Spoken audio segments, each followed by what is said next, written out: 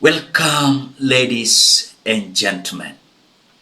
You will not believe your ears, as we are being told that members of parliament locked out of KICC over 50 million Kenya shillings rent arrears, as Public Service Commission urges reinstatement of access to their offices, says it's working to settle dues before financial year ends. Ladies and gentlemen, before we continue, I've realized that, guys, you're watching video you don't like. Please, if you watch this video, just do me a favor, ensure you like the video. When you like the video, you automatically support the work that I'm doing in this channel. Because sometimes I've realized you watch and you forget to liking the video. So the video is trending, but likes iko chini. Please, ukiwatch hakikisha ume-like the video. Thank you so much for that like. I want to ask myself a simple question. Hii pesa inakuwa allocated for these members of parliament, walipiwe ofisi. Swali je, hizi pesa zinaenda wapi?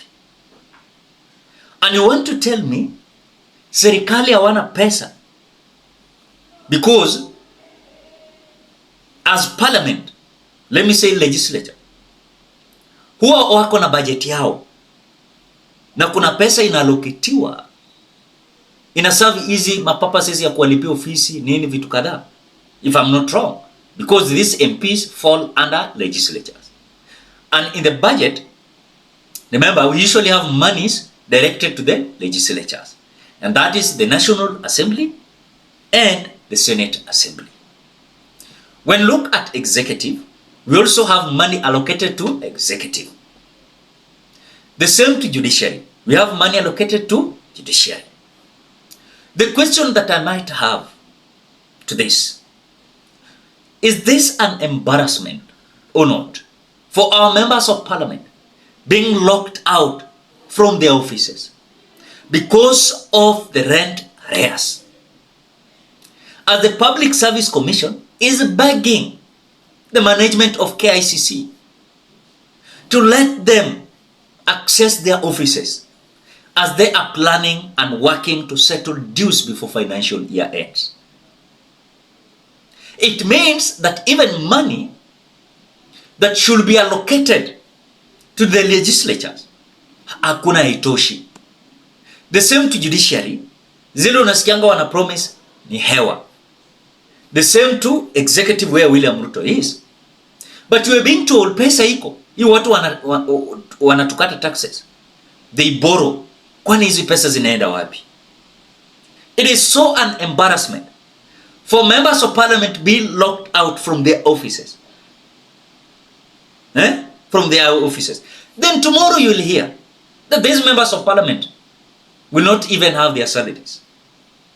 You will hear even these governors, pale mashinani, MCS, deputy governors, let me say generally public servants, you will hear they will not have their salaries. Why?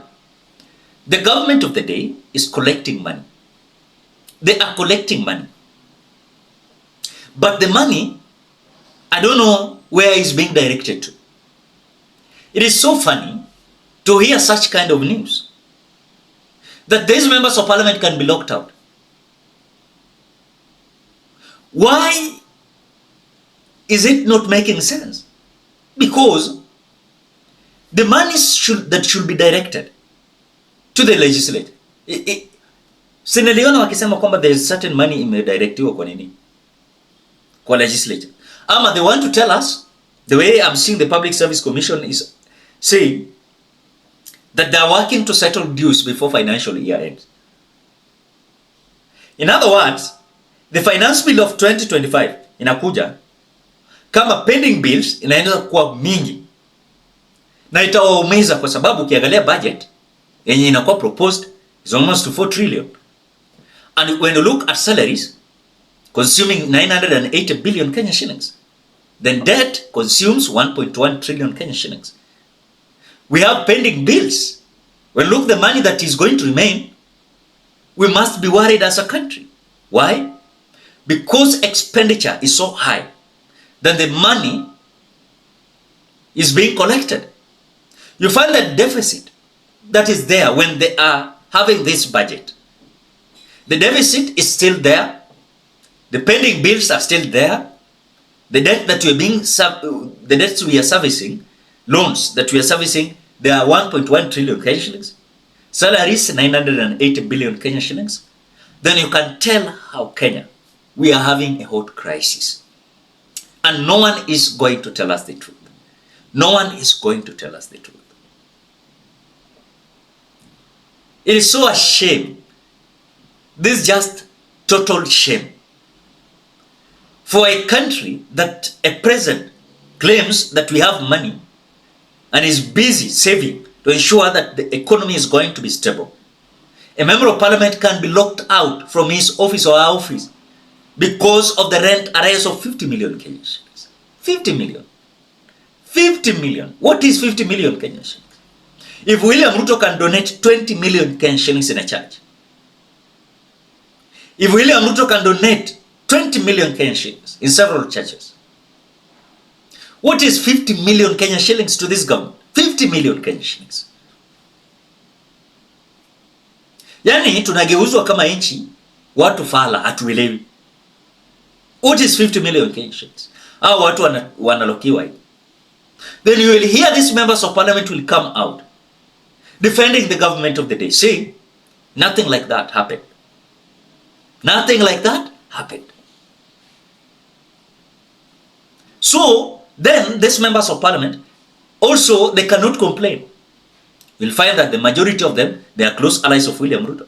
They will not complain. They will just keep quiet. They will massage William Ruto, ensure that as if everything is okay.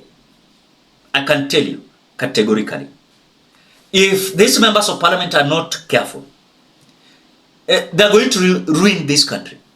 Because as a body and a branch of a government, they are literally failing. They cannot come out even to solve this issue of 50 million Kenyan shillings of rent arrears of the officers. How will they fight for the people whom they want help from them? That is the question we must ask ourselves. So when I heard this news, I felt like so ashamed. So ashamed. 50 million Kenyan shillings is a little money for William Ruto's government.